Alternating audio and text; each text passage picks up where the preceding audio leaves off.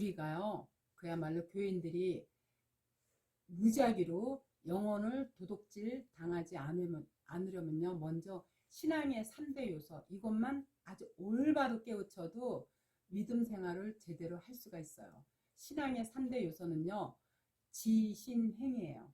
제일 먼저 성경을 제대로 알아야 그야말로 믿음이 생기고, 또 믿음이 생겨야 하나님의 뜻에 합당한 행동을 할 수가 있는 거예요. 그러려면 성경에서 무엇을 말하는지 그것부터 우리가 정확하게 알아야 되거든요. 로마서 4장 3장에 보면요, 성경이 무엇을 말하느냐, 아브라함이 하나님을 믿음에 이것이 저에게 의로 여기신 바 되었느니라. 자, 아브라함이 하나님을 믿음에 이것이 저에게 의로 여기신 바, 즉 의라는 거는요, 옳다는 거거든요. 따라서 옳음 속에는요, 반드시 믿음이 수반되어야 돼요. 그렇기 때문에 바울이 하박국 2장 4절을 인용해 가지고요, 복음에는 하나님의 의가 나타나서 믿음으로 믿음에 이르게 하나니 기록된 바 오직 의인은 믿음으로 말미암아 살리라 한가 같으니라. 이렇게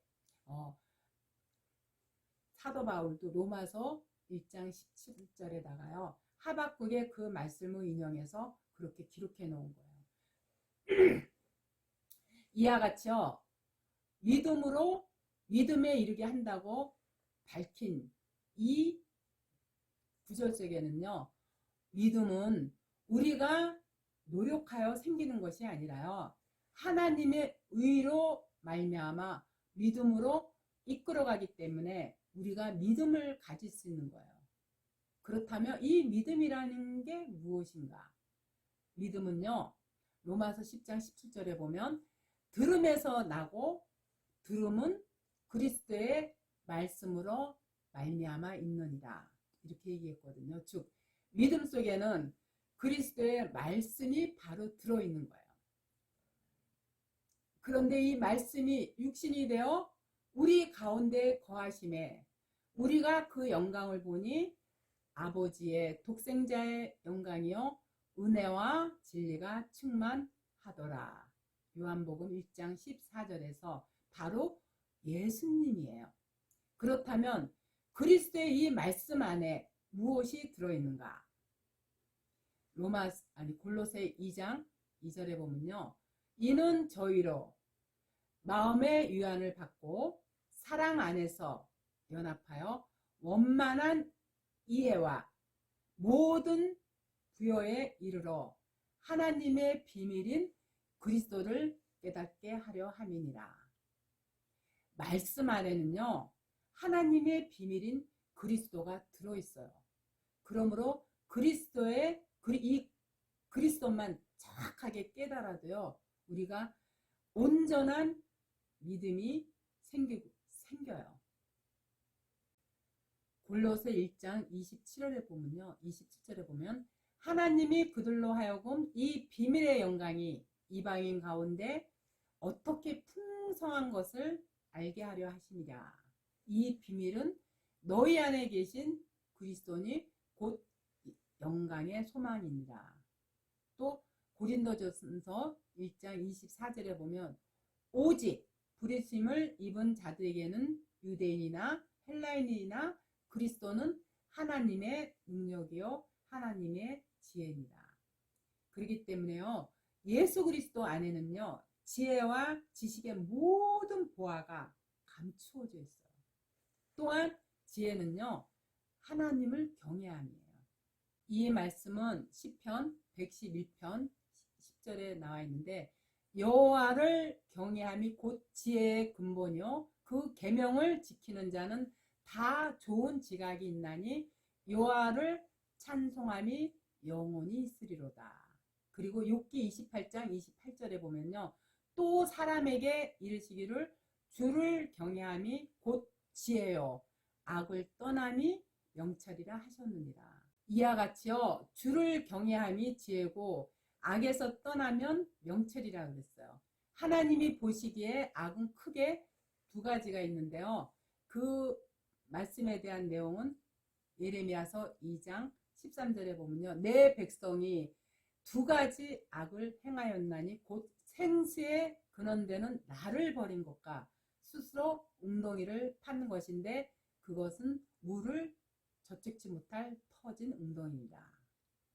이는요. 하나님의 말씀을 버린 것과 스스로 웅덩이를 파는 것인데 즉 자기가 뭐 직통 계시를 받았네. 예언의 은사를 받았네. 치유의 능력을 얻었네 하는 이것들이거든요. 지식도 지혜와 마찬가지로요. 하나님을 경외함이에요. 여호와를 경외하고 존경하는 것이 지혜와 지식의 근본이고요. 능력은 바로 말씀 자체가 하나님이에요. 또한 말씀이 육신이 되어 오신 분이 예수 그리스도예요. 그래서 요한복음 1장 14절에 보면요. 1절이나 14절에 보면 태초에 말씀이 계시니라 이 말씀이 하나님과 함께 계셨으니 이 말씀은 곧 하나님이시라. 14절에 보면 말씀이 육신이 되어가지고 우리 가운데 거하심에 우리가 그 영광을 보니 아버지의 독생자의 영광이요 은혜와 진리가 충만하더라. 그리스도의 말씀 자체가요 하나님의 교훈이고요 또 은혜고 진리예요. 생명수 자체가 말씀이거든요. 이 생명수 강은요 수정같이 맑고 깨끗하기 때문에요 성경만 갖고도 그 진리가 훤히 보여요. 그렇기 때문에요 예수님의 말씀을 쫓아서 다른 복을 쫓는다면요 그것이 뭐냐면 바로 사탄의 계략인 거예요. 이 종교 세계가 전부 미혹된 세상이에요. 이 종교 세계가 전부 미혹된 영이 들어갔어요. 온통 거짓말 투성이가 되었어요. 예수님의 말씀이에요. 다른 것을 넣잖아요. 그 자체가 바로 육신의 생각이에요. 말씀이 곧 성령이고요. 신의 능력인 거예요.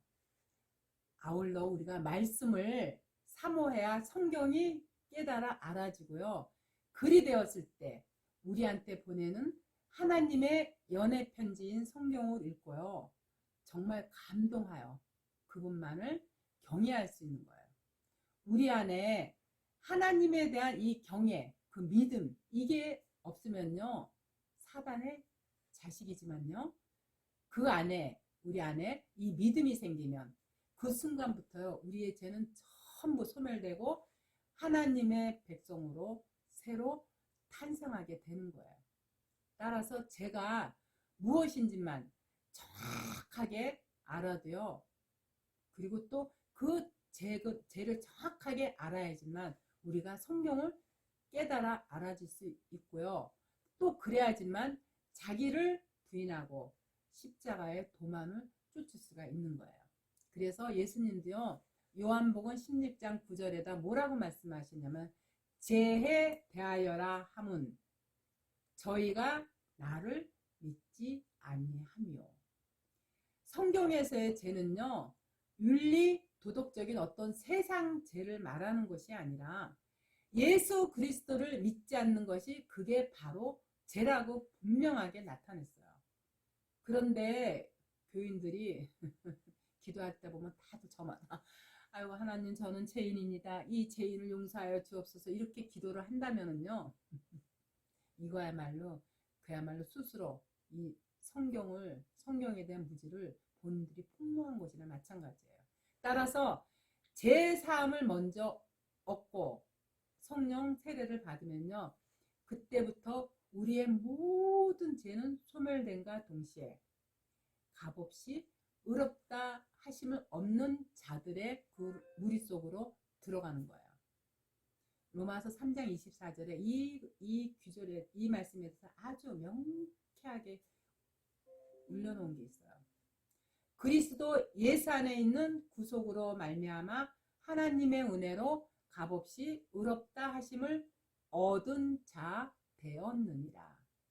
그리스도 예수 안에 있는 구속으로 말미암아요. 하나님의 은혜로 의롭다 하심을 얻을 자가 된 게 아니라 얻은 자가 되었을 때 그리스도 안에 있는 자는요, 그야말로 정죄함이 없다고 그랬어요. 그리고 흑암에서 바로 아들의 나라로 옮겨진 것이 되는 거예요. 그랬을 때 우리는요, 우리의 재물인 예수께서 단번에 영원한 속죄를 십자가 안에서, 십자가 위에서 해주셨기 때문에 우리가 죄에서 해방된 그야말로 아주 복된 자들이 되는 거예요. 이게 얼마나 기쁘냐고요. 그래서 로마서 5장 8절에 보면요, 바울도 그렇게 했어요. 우리가 아직 죄인 되었을 때 그리스도께서 우리를 위하여 죽으심으로 하나님께서 우리에 대한 자기의 사랑을 확증하셨느니라. 이 말씀을 기록해 놓은 거예요. 예수께서 십자가에 달리셔야만 하나님의 사랑을 우리에게 확증시켜 주시는 것이 되기 때문에 그것이 십자가의 사랑으로 바로 하나님의 본체의 사랑인 거예요. 우리는 그 사랑을 믿고 따르기만 하면요, 그야말로 성령을 믿음의 선물로 공짜로 받게 돼요. 이 얼마나 기쁘지 않겠어요? 안 그래요?